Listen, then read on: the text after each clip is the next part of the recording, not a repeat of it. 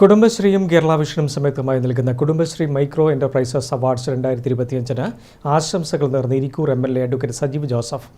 ലോകത്തിന് വിസ്മയമാണ് കുടുംബശ്രീയെന്നും കുടുംബശ്രീ മൈക്രോ സംരംഭങ്ങൾക്ക് അവാർഡ് നൽകുന്നത് സ്ത്രീ ശാക്തീകരണത്തിന് മുതൽക്കൂട്ടായി മാറുമെന്നും സജീവ് ജോസഫ് പറഞ്ഞു.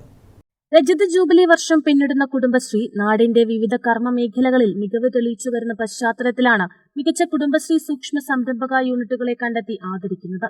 ഇതിനായി കേരള വിഷൻ 14 ജില്ലകളിലും വിശാലമായ ക്യാമ്പയിനുകൾ സംഘടിപ്പിച്ചിരുന്നു. ഓരോ ജില്ലയിലും 10 മേഖലകളിൽ മികവുകൾ പ്രകടിപ്പിച്ചിട്ടുള്ള ഓരോ മൈക്രോ യൂണിറ്റുകളെ കണ്ടെത്തുകയും അവർക്ക് പാരിതോഷികങ്ങൾ നൽകി ആദരിക്കുന്നതിന് ഓരോ ജില്ലകളിലും അവാർഡ് നിശ സംഘടിപ്പിക്കുകയും ചെയ്യുന്നുണ്ട്.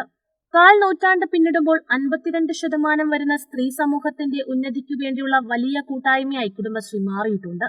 തദ്ദേശ സ്ഥാപനങ്ങൾ മുൻകൈ എടുത്തുകൊണ്ട് സംരംഭം ആരംഭിക്കുന്നതിനുള്ള പിന്തുണയും സംസ്ഥാന സർക്കാരിന്റെ ഭാഗത്തു നിന്നുള്ള ഗ്രാന്റും ചേർന്ന വലിയ പ്രസ്ഥാനമായി മൈക്രോ സംരംഭങ്ങളിലൂടെ കുടുംബശ്രീ മുന്നേറിക്കൊണ്ടിരിക്കുകയാണ്.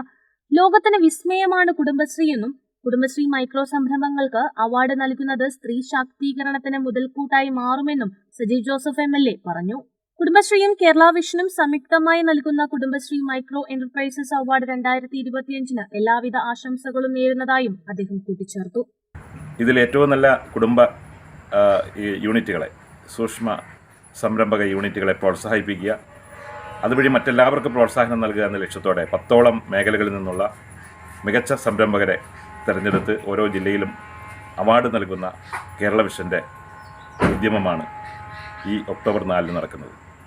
കേരള വിഷൻ 14 ജില്ലകളിലും ഈ മികച്ച സംരംഭകരെ പ്രഖ്യാപിക്കുന്ന ഈ ചടങ്ങ് തീർച്ചയായിട്ടും കേരളത്തിലെ സ്ത്രീ ശാക്തീകരണത്തിന് കൂടുതൽ പിന്തുണയാകും, സഹായകരമാകും. News bureau, Irikkur.